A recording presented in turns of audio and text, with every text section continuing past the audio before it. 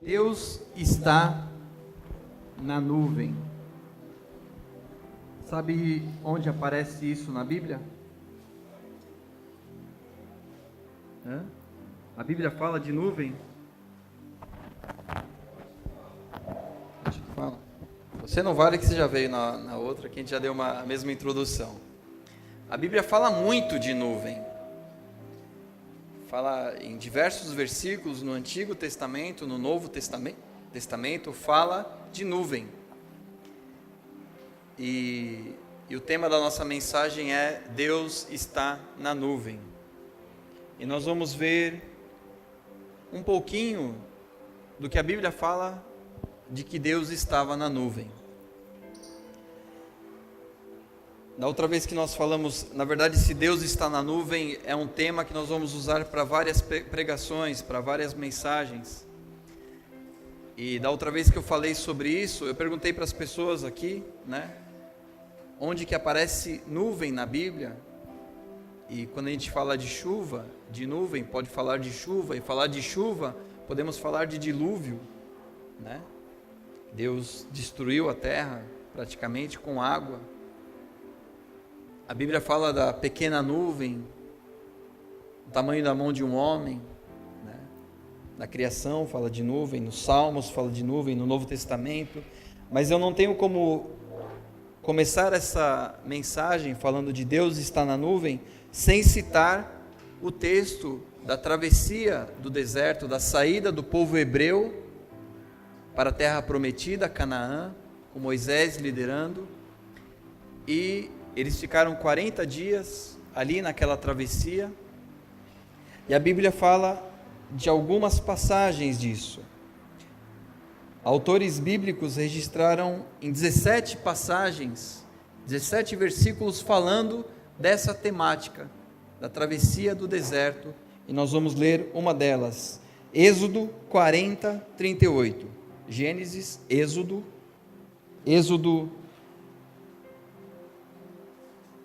tem esse significado de saída. Na língua inglesa, esse Êxodo foi adaptado para exit, ou exit, saída. Êxodo 40, 38 diz assim: de dia a nuvem do Senhor, na Nova Versão Internacional, de dia a nuvem do Senhor ficava sobre o tabernáculo, e de noite, está diferente? Está igual.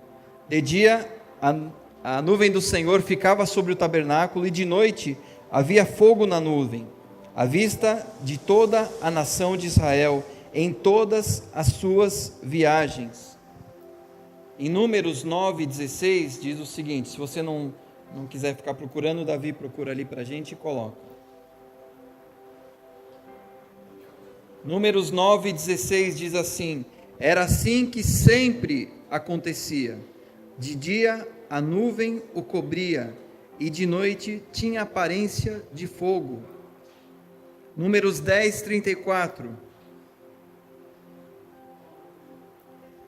A nuvem do Senhor estava sobre eles de dia, sempre que partiam de um acampamento.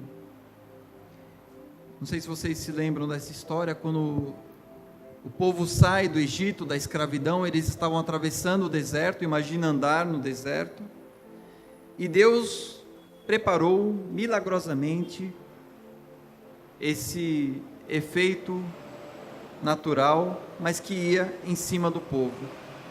Imagina você caminhando no deserto e uma nuvem durante o dia te protegendo do sol, do calor.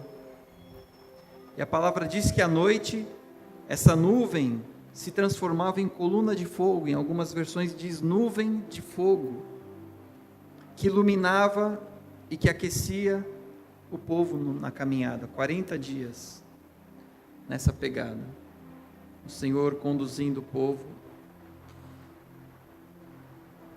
Neemias, quando ele fala da reconstrução do muro, quando ele faz uma oração em favor do povo de Israel, ele fala sobre esse texto, Neemias 9:12, ele fala sobre esse acontecimento. Tu o conduziste de dia como uma nuvem e de noite como uma coluna de fogo, para iluminar o caminho dos que tinham que percorrer. Neemias, quando ele estava lamentando a destruição de Israel, das muralhas, ele fez essa oração: Senhor, perdoa, eu sei que o Senhor fez tanto por nós, e nós, o teu povo, fez um bezerro de ouro, no meio daquela movimentação, daquela ação. O povo fez um bezerro de ouro para adorar outros deuses, e Deus tinha libertado eles, em gratidão, né? Povo ingrato, nós somos assim também. Deus nos abençoa, nos protege, e a gente é ingrato. Neemias 9:19 diz assim: foi por tua grande compaixão que não os abandonaste no deserto. De dia a nuvem não deixava de guiá-los em seu caminho, nem de noite a coluna de fogo deixava de brilhar sobre o caminho que deviam percorrer. Então Neemias também fala sobre esse acontecimento. Voltando para Êxodo 14, mais do que isso, mais do que uma proteção de iluminação, Êxodo 14:19,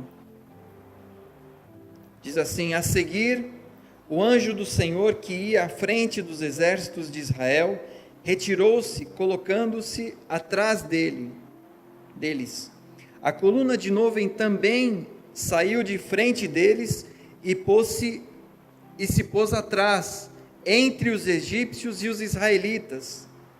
A nuvem trouxe trevas para uns e luz para outros. A nuvem trouxe trevas para uns e luz para outros, de modo que os egípcios não puderam aproximar-se dos israelitas durante a noite. Mais do que uma proteção de sol, de sombra e água fresca, mais do que uma coluna iluminando, a nuvem também fez uma barreira, um campo de força entre o povo de Israel e os egípcios que estavam perseguindo. E a palavra diz que a coluna iluminava de um ponto para frente, para que o povo pudesse ver, e de um ponto para trás escurecia, para que o exército não chegasse perto. Então Deus está na nuvem, Deus pode proteger a nossa vida também do sol, do calor, da escuridão e do inimigo também. Deus está na nuvem. Sabemos que Deus sempre nos conduz. E hoje essa nuvem, ela tem um simbolismo para nós. Essa nuvem, em 2019, ela é a palavra de Deus. É essa palavra de Deus que vai nos conduzir, nos aliviar do calor, das emoções do dia a dia, que vai nos refrescar, e ela que vai nos aquecer quando estivermos frios, ou nos dar uma direção quando estivermos perdidos. Essa palavra de Deus é essa nuvem. Nossa igreja tem esse nome: Deus é a palavra. Deus está na nuvem, Deus é a palavra. E ela vai sempre nos conduzir. Quando eu ando no almoço, com você não deve ser diferente, na hora do almoço, é aquele sol de rachar, não é? Eu vou almoçar em casa, e às vezes eu fico pedindo a Deus para que envie uma nuvem para me proteger desse calor. Eu fico queimado daqui para cá, ou desse sol forte. Aí surgiu aquela expressão: vai pela sombra, não tem? Vai pela sombra que é mais tranquilo, não fica no sol, que excesso de sol faz mal. E eu fico pedindo a Deus: Deus, manda uma sombra na hora do almoço, para eu almoçar debaixo da sombra, pelo menos. É gostoso, né, a sombrinha? Dá uma refrescada. Mas sabemos que a nuvem também, ela pode simbolizar, como já falamos, uma tempestade. É uma expressão também, a coisa tem uma nuvem cinza e o tempo fechou. É comum a gente falar isso também, né? Quando o tempo fechou, surgiu algum problema, tempo fechou. Em casa, né? Quando tem uma discussão em casa, fechou o tempo em casa. No trabalho. A nuvem pode trazer essa tempestade, sim, Mas a tempestade também pode trazer uma limpeza, uma lavagem que às vezes é necessária. E depois de uma tempestade, de uma chuva, sempre fica um pouquinho mais fresco a coisa, né? O ar fica melhor para respirar. Então a tempestade pode ser um sinal de Deus também, que Ele está te limpando. Lembra do Rod Meyer, que tinha uma música: tempestade sempre passa e depois vem o sol. Muito embora durasse a noite inteira, no amanhã é que a alegria então surgirá. Uma música do Rod Meyer que fala: tempestade sempre passa e depois vem o sol. E alguém que escreveu essa música foi ele que perdeu o filho dele. Um testemunho, ele escreve isso. Imagina você perder um filho e depois você escrever uma canção: tempestade sempre passa e depois vem o sol. É de alguém que tem confiança de que Deus está no controle apesar da tempestade. Amém? Mas essa reflexão, a pegadinha aqui, não é sobre o povo hebreu saindo do Egito. É um outro simbolismo que eu queria dar, que Deus está na nuvem. Eu lembro de quando eu era criança, Davi, isso faz tempo, que em casa minha mãe tinha um 3 em 1. Quem sabe o que é 3 em 1? Minha mãe tinha um da National, a gente falava. Tinha o vinil, você colocava o vinil, tinha do lado um negócio de cassete, tinha até uns estojinhos assim para você colocar as cassetes, né? Play rec para você gravar quando passava na rádio, e tinha a rádio, os botões grandão que você ficava rodando e o ponteirinho andava para lá e para cá, sintonizava a rádio, o dial, né? O 3 em 1, minha mãe tinha isso em casa e de vez em quando a gente colocava alguns discos. Quem tem LP em casa? Ainda tem? Olha só o que eu trouxe aqui, cadê? A gente tinha bastante, mas ainda sobraram só esses 2 aqui que eu tenho comigo. Os outros ficaram com minhas irmãs, com a minha mãe. Resgate, banda cristã, primeiro disco deles, vinil, Resgate. Eles continuam tocando ainda, esse ano eles fazem 30 anos. Esse disco é recente, mas tem o mais antigo aqui, Balão Mágico, a turma do Balão Mágico. O Paulo estava no grupo de adolescentes, mas Paulo tem Super Fantástico aqui. Super Fantástico, amigo. Djavan cantando junto. Baby Consuelo, na época, cantando juntos. Uma música muito legal. Ai, Meu Nariz. Canções maravilhosas que a gente colocava e eu e minhas irmãs curtia isso. Mas minha mãe tinha outros discos. Roberto Carlos, né? Tem disco do Roberto Carlos? Do Erasmo também? Minha mãe tinha do Roberto Carlos, tinha do Richard Clayderman, que era um pianista, quem conhece? Não conhece? Richard Clayderman? Baita pianista, né? Tinha um disco que a gente colocava lá e ouvindo. Aí tinha música cristã também, não era, né?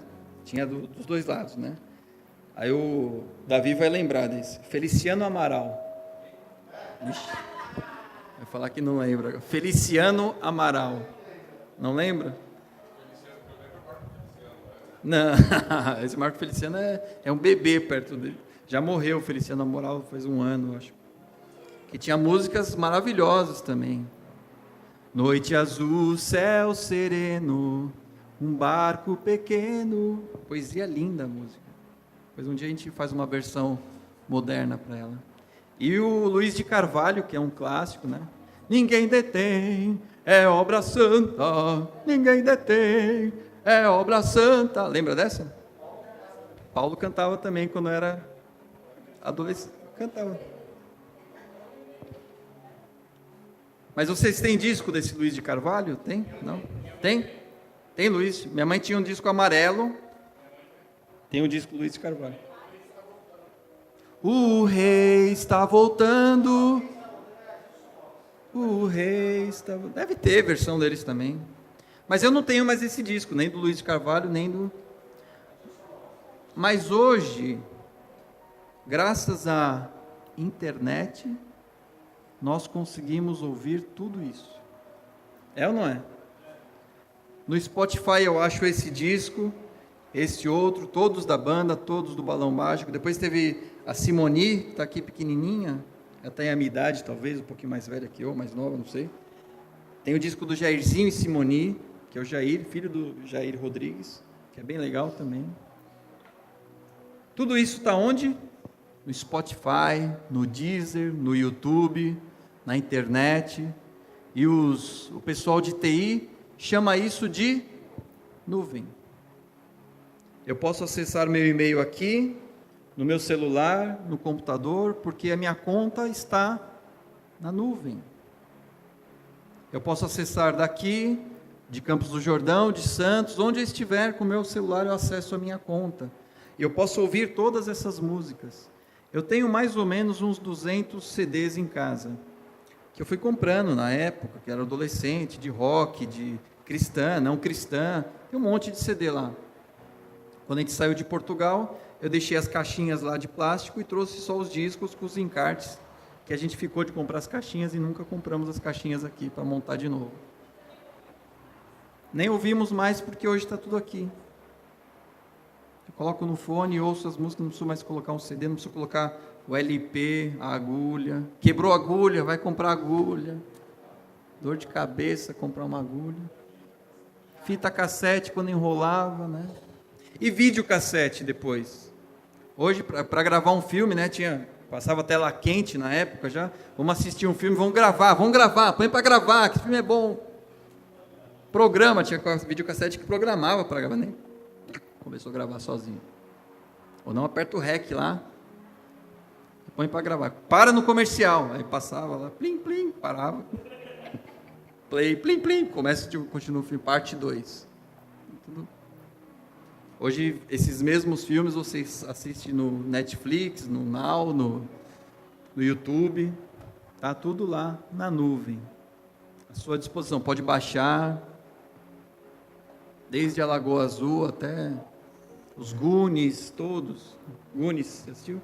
Muito bom, né? Só coisa da nossa época, os anos 80, maravilhoso. Paulo também assistia tudo isso. Tudo está na nuvem. Porque tudo isso diz que nuvem é esse streaming, né? Que é a transmissão. Você acessa tudo, você consegue assistir tudo que você quiser. Lá em casa a gente não tem mais net em casa, assim, dos canais, porque não vale a pena. Você assiste tudo no YouTube, na internet, no Netflix, você vai assistindo a hora que você quiser começar, parou, não dá para ver tudo, pausa, depois você continua assistindo. A Lê assiste uma temporada numa tarde de séries, né? Devora uma temporada. Não dá mais. Agora o Tony assiste tudo, né? Do Roberto Carlos eu gostava lá. Minha mãe tinha um disco que era: todo dia quando eu pego a estrada, quase sempre à madrugada, o meu amor aumenta mais. Eu sei.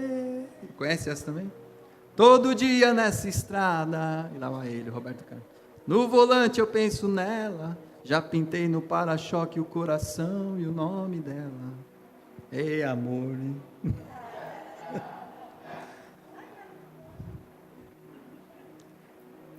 Tudo está na nuvem, e para dizer que Deus está na nuvem, Deus está disponível para você acessar a hora que você quiser. Nós cantamos aqui, o véu se rasgou, não hoje, o véu se rasgou, a luz em mim brilhou. Dizendo que antigamente o sacerdote vinha falar com o povo, eu falei disso da outra vez, o sacerdote falava com o povo: tudo bem com vocês, querem pedir perdão? Eu vou falar com Deus, eu vou entrar aqui no Santo dos Santos, abro a cortina, fecho a cortina, entro aqui, falo com Deus. Deus, vocês estão pedindo perdão para você, está perdoado, está tudo bem, está tudo ok? Tem alguma coisa para falar com eles? Eu menino de recados aqui. Espera aí um pouquinho. Ele está falando o seguinte, gente, para vocês obedecerem a palavra, para vocês ficarem no caminho dele, tá bom? Espera aí que tem mais coisa para falar, eu já volto. Abre a cortina, fecha. Hoje não tem mais esse véu, vocês têm acesso a Deus direto, não precisa de um intermediário, de um pombo correio, de um telefone sem fio. Vocês têm acesso direto com Deus. Esse é o sentido de Deus está na nuvem. você tem acesso a esse Deus. Vamos ler a história de uma pessoa que teve esse acesso. Vocês sabem que na IBAB, eu falei isso, na IBAB, a Igreja Batista de Água Branca, vocês sabem que está na moda agora essa coisa do Libras, né? Você falar em Libras, tá? E na IBAB eles têm agora o Minuto do Silêncio.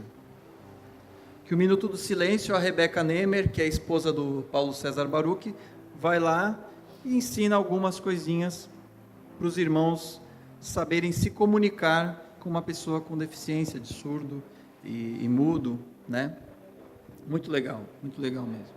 Aliás, a nossa primeira dama fez o discurso dela em Libras, né? A coisa vai pegar aí daqui a pouco, né?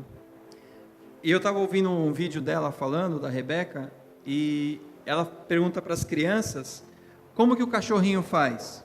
E a criança fala, como que o cachorro faz? Como que o cachorro faz? Né? Tony, como que o uau-uau faz?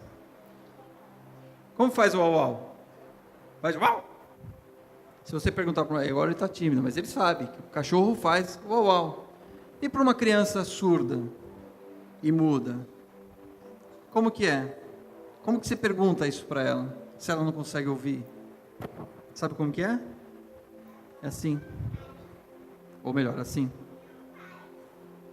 Como que o cachorro faz? Ela pergunta, não sei como pergunta como o cachorro faz, mas como o cachorro faz? E a criança responde assim. Ele abana o rabo. É a percepção que eu tenho de um cachorro. Eu não sei se ele faz au, se ele faz miau, se ele faz mu. Para mim ele balança o rabo. Então ela falando sobre isso, falando que você tem que se adaptar à forma que a pessoa se comunica para você transmitir alguma coisa para ela. E é importante a gente saber, né? E Jesus, melhor do que ninguém, sabia como se comunicar com toda classe de gente. João 4, 1 a 35. Eu vou tentar correr aqui, mas não gostaria que ficasse atropelado.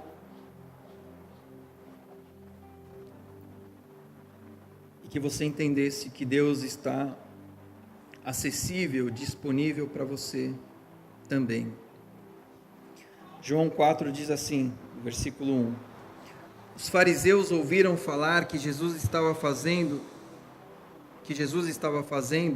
e batizando mais discípulos que João. Embora não fosse Jesus quem batizasse, mas os seus discípulos. Quando o Senhor ficou sabendo disso, saiu da Judeia e voltou uma vez mais a Galileia. Aqui nesse primeiro versículo, para vocês entendendo a história, Jesus estava batizando as pessoas e os fariseus levantaram as orelhas e falaram assim, peraí, está acontecendo alguma coisa. E Jesus, para evitar um confronto nesse primeiro momento com os fariseus, falou, é hora da gente dar o pé daqui, porque não é a hora agora desse confronto. Depois aconteceu esse confronto. Então Jesus saiu e foi para Galileia. Era-lhe necessário passar por Samaria. Então estava aqui Galileia, presta atenção aqui, Galileia está aqui embaixo no mapa, né? Eles iam para Judeia, que era aqui em cima, e no meio do caminho ficava Samaria. Se eles tivessem que dar volta, porque o povo judeu não se dava com os samaritanos, se eles tivessem que dar volta, tinha um rio que passava aqui, eles tinham que atravessar o rio, subir, voltar de novo, atravessar o rio e ir para Judeia. Era um desvio que demorava 3 dias a mais. Jesus ligou o Waze e falou, vamos por aqui, vamos atravessar pelo meio de Samaria, que é o caminho mais curto. Tinha a opção lá de colocar o caminho mais curto, ele colocou e deu atravessar direto, não precisa dar essa volta toda, vamos cruzar o caminho direto, apesar dos judeus não se darem com os samaritanos, esse é o caminho que vamos seguir. E seguiu, e aí começa a história. Assim, chegou à cidade de Samaria, chamada Sicar, perto das terras que Jacó dera a seu filho José. Havia ali o poço de Jacó. Jesus, cansado da viagem, sentou-se à beira do poço, e isso se deu por volta do meio-dia. Nisso veio uma mulher samaritana tirar água. Disse-lhe Jesus: dê-me um pouco desta água. Eu vou interromper de novo essa história para dizer que essa mulher estava indo buscar essa água no poço. A Bíblia fala que era perto do meio-dia. Não era comum as mulheres, as pessoas irem no poço nesse horário por causa do calor. Ninguém se movimenta tanto nesse calor, num deserto, num clima seco, nessa altura, nessa hora. Mas a mulher estava lá nesse horário. Teólogos dizem, provavelmente, para evitar encontrar com outras pessoas, para evitar se encontrar com outras mulheres, e a gente vai entender o porquê disso.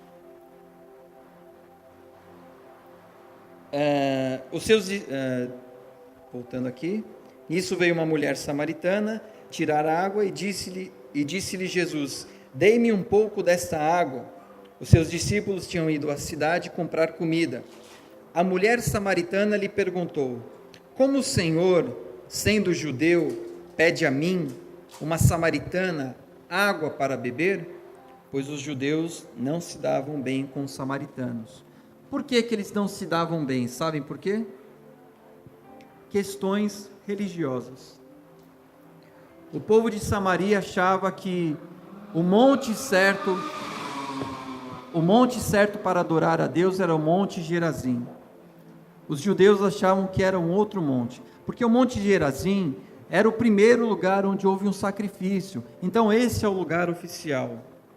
Aí o povo judeu: não, o lugar oficial é esse monte aqui, porque esse é o monte que Deus falou com a gente, tal. Por causa disso, eles não se falavam, por causa de pontos religiosos. É uma discussão tão inútil como aquela dos namorados que falam assim: não, nosso primeiro beijo foi tal dia. Aí o outro fala: não, mas a gente começou a namorar no dia tal, então oficialmente a gente está namorando a partir desse dia. E o outro fala: não, o primeiro dia foi lá, o beijo foi lá, a gente começou lá. Não, mas o pedido de namoro foi... Essas discussõezinhas. Vocês não estão juntos? Não está tudo bem? Vocês estão casados? Deixa para lá isso. Vocês não estão ouvindo Deus? Vocês não fizeram um holocausto para Deus ali naquele dia? E depois Deus não falou com você no outro monte? Tá bom. Qual que é a diferença? Que é esse o lugar que deve adorar? Não, não é esse aqui.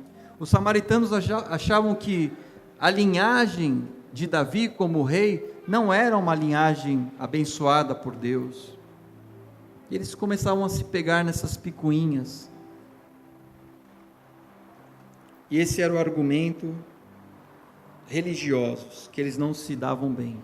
Por picuinhas, por motivos fúteis como esse, de lugares que se adora ou não, qual lugar que eu devo, que igreja que eu devo ir, qual que é o lugar certo, qual que é a palavra, quem que é o ministro que vai ministrar a palavra certa, qual que é o ministro, qual que é o louvor mais legal, é de manhã, é tarde, é de quarta, é de sexta, qual que é o pastor que prega mais legal, qual que a gente vai ouvir mais? Esse tipo de pensamento mesquinho que causou divisão. A gente tem que tomar cuidado com isso. Eu não vou entrar nos detalhes das diferenças dos samaritanos dos judeus, porque a gente ia gastar muito tempo, mas eu posso mandar todo o texto aqui para vocês se quiserem. Jesus respondeu-lhe: se você conhecesse o dom de Deus e quem está te pedindo água, você lhe teria pedido e ele lhe teria dado água viva. Disse a mulher: o Senhor não tem como tirar água, o poço é fundo. Onde pode conseguir essa água viva? Acaso o Senhor é maior que o nosso pai Jacó, que nos deu o poço do qual ele mesmo bebeu, bem como seus filhos e o seu gado? Aí a samaritana aqui está usando um pouquinho de ironia. Primeiro ela usa um argumento religioso, e aqui ela usa um pouquinho de ironia. Sabe por quê? Para esconder um pecado que ela tinha. E a gente tem que tomar cuidado com isso, da gente se esconder atrás de argumentos religiosos ou de ironia, para esconder quem realmente nós somos. Jesus respondeu: quem beber desta água terá sede outra vez, mas quem beber da água que eu der nunca mais terá sede. Pelo contrário, a água que eu lhe der se tornará nele uma fonte de água a jorrar para a vida eterna. A mulher disse ao Senhor: Senhor, dê-me dessa água, para que eu não tenha mais sede, nem precise mais voltar aqui para tirar a água. E aqui o primeiro sinalzinho de salvação, de cair a ficha dessa mulher. Ele disse: vá e chame o seu marido e volte. E ela respondeu: não tenho marido. Disse-lhe Jesus: você falou certamente, dizendo que não tem marido.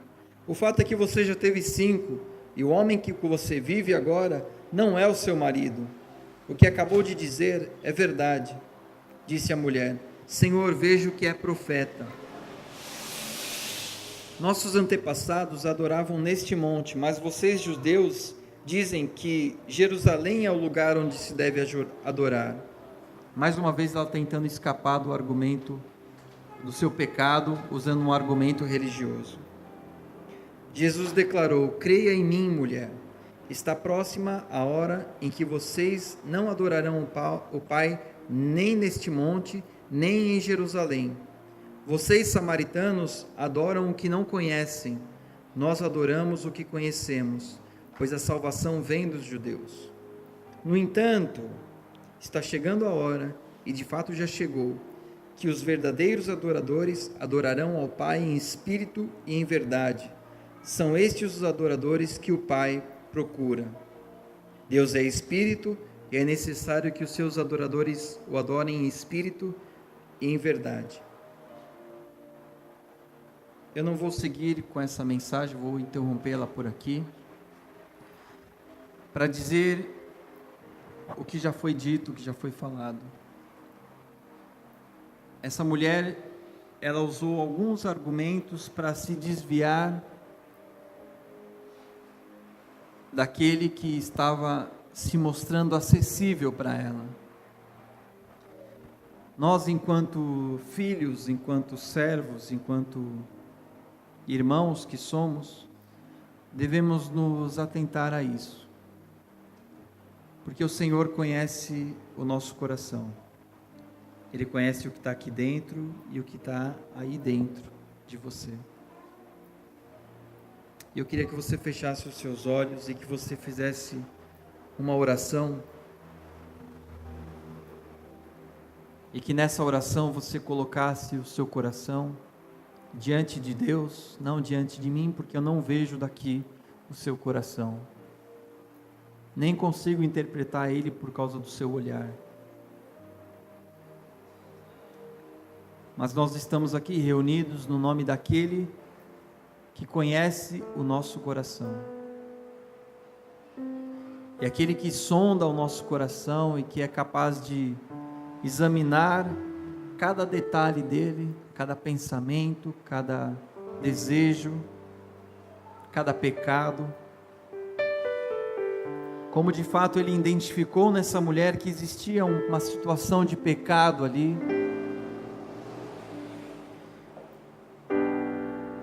e que não eram os argumentos religiosos e nem a ironia que iria mudar aquela situação. Da mesma forma, eu não posso vir com argumentos religiosos diante de Deus, daquele que antes de tudo já era, e já é, e há de vir. Muito menos com ironia, por mais que eu me ache engraçado, a ironia não iria me salvar, muito menos meus argumentos religiosos. Ou qualquer outra saída que você tiver para fugir de um encontro com aquele que está disponível, que está na nuvem.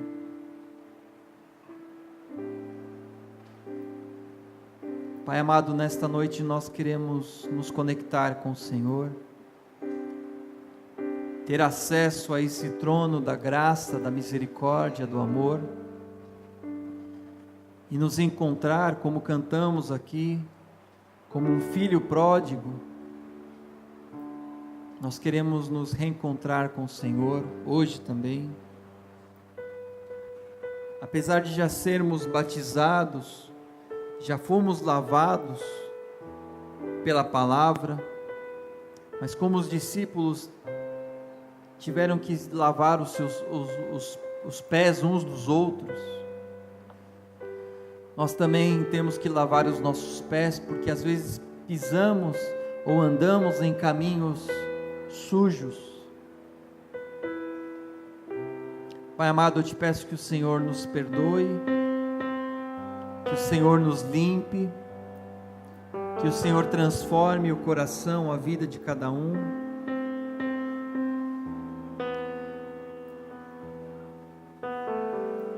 Hoje, para eu ouvir qualquer música, eu posso acessar pela internet, e um disco de vinil virou algo fútil. A mensagem de Deus não está num disco de vinil, onde só alguns têm acesso. A mensagem de Deus, o trono, a presença de Deus, está disponível para todo mundo, para mim e para você. Independente do seu salário, da sua condição social, da sua cor, do seu pecado, Ele está de braços abertos. Pai amado, nós te agradecemos por esse braço aberto, por esses braços abertos, e reconhecemos que o Senhor conhece tudo que está no nosso coração, e se formos abrir a boca para externar isso, alguns de nós ficariam chocados uns com os outros, ou chocaria outras pessoas, porque o nosso coração é falho, e nós reconhecemos a nossa falha diante de Ti, com o coração aberto, dizemos que somos dependentes de Ti, Senhor. Abraça-nos, cura-nos, transforma-nos, dia a dia. Buscai a santificação sem a qual ninguém verá o Senhor. O nosso convite aqui para essa noite não é para você, num passe de mágica, se transformar em alguém santo, mas você, num estado de consciência limpa, você se achegar a Deus, e nesse processo, nessa caminhada, você deixar de ser hoje aquilo que você foi ontem. Pai amado, nós estamos aqui e te pedimos perdão por aquilo que somos, pensamos, falamos, tocamos, agimos, e te pedimos que o Senhor venha nos encher da Tua palavra, do Teu querer, da Tua vontade, e que o nosso coração continue sendo transformado. Hoje nós precisamos ser mais cuidadosos com as pessoas da nossa casa, em primeiro lugar, com as pessoas que estão aqui na igreja, com as pessoas que estão no nosso trabalho, que possamos ser corretos na nossa postura em tudo que fizermos, Pai. A nossa igreja começa em casa, e lá nós devemos nos esforçar para ser a melhor pessoa. Que o Senhor nos ajude, porque o convívio diário, familiar, ele é desgastante. O convívio na igreja, por vezes, se torna desgastante.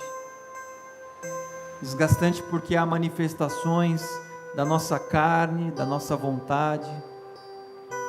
Que o Senhor transforme esses relacionamentos. No nosso trabalho também, onde há manifestação do meu eu, na igreja onde há manifestação do meu eu, na minha casa onde há manifestação do meu eu, caia por terra, e que em vez da manifestação do eu, haja manifestação de Deus. Tão parecido e tão diferente ao mesmo tempo, na fonética, eu e Deus. Menos de mim, mais de Ti, Senhor, no nome de Jesus, amém. Amém.